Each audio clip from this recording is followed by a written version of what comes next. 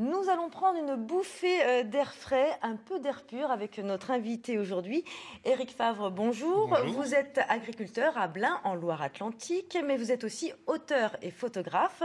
Vous venez de publier un ouvrage intitulé Dans les prés de ma ferme.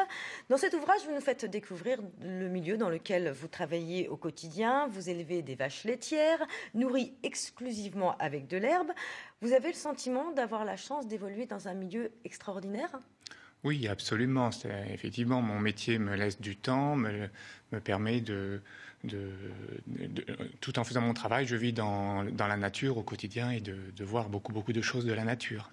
Alors vous venez de le dire, vous avez la chance de pouvoir prendre le temps. C'est-à-dire, quand vous travaillez au quotidien, vous pouvez vous arrêter, vous voyez quelque chose, vous avez le temps de prendre le temps. Oui, effectivement, quand on fait un métier d'agriculteur, il y a du temps d'observation. Donc on a du temps à observer ses animaux, du temps à observer ses cultures.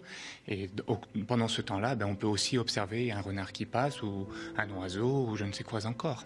Alors justement, des rencontres, vous en faites plein, beaucoup d'oiseaux. Et un renard, racontez-nous ce renard.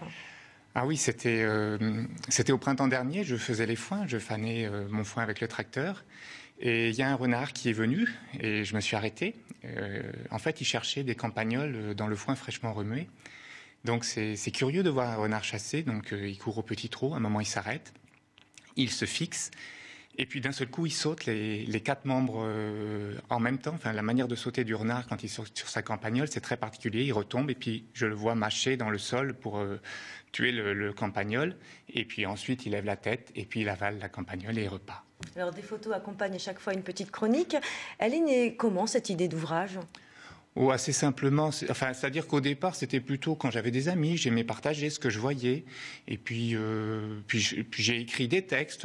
Quand j'avais fait une observation, souvent le jour même ou le lendemain, j'écrivais un texte. Et puis pour pouvoir montrer ce que j'avais vu, les amis venaient puis ils me disaient mais on voudrait voir ce que tu as vu. Mais sauf que le renard, le faucon cresserelle, etc. sont pas forcément là à ce moment-là. Donc j'ai pris des photos.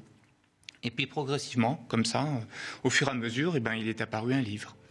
Est-ce que c'est aussi une volonté de changer un peu l'image du monde agricole, de s'éloigner de tous les clichés, de montrer que le monde agricole est très divers ? Oui, absolument. C'est effectivement le monde agricole. On est tous très différents dans le monde agricole et ça, effectivement, je peux avoir peut-être des voisins, des collègues qui travaillent beaucoup, qui vont pas prendre le temps de s'arrêter, mais j'en ai aussi beaucoup d'autres qui, comme moi, prennent le temps de s'arrêter, d'observer, de laisser autant le temps.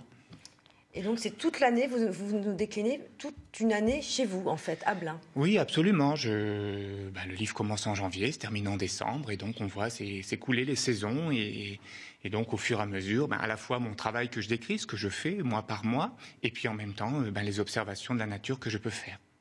Éric Favre, merci beaucoup. Donc, Dans les prés de ma ferme vient de paraître. Il est publié aux éditions Guy Trédaniel.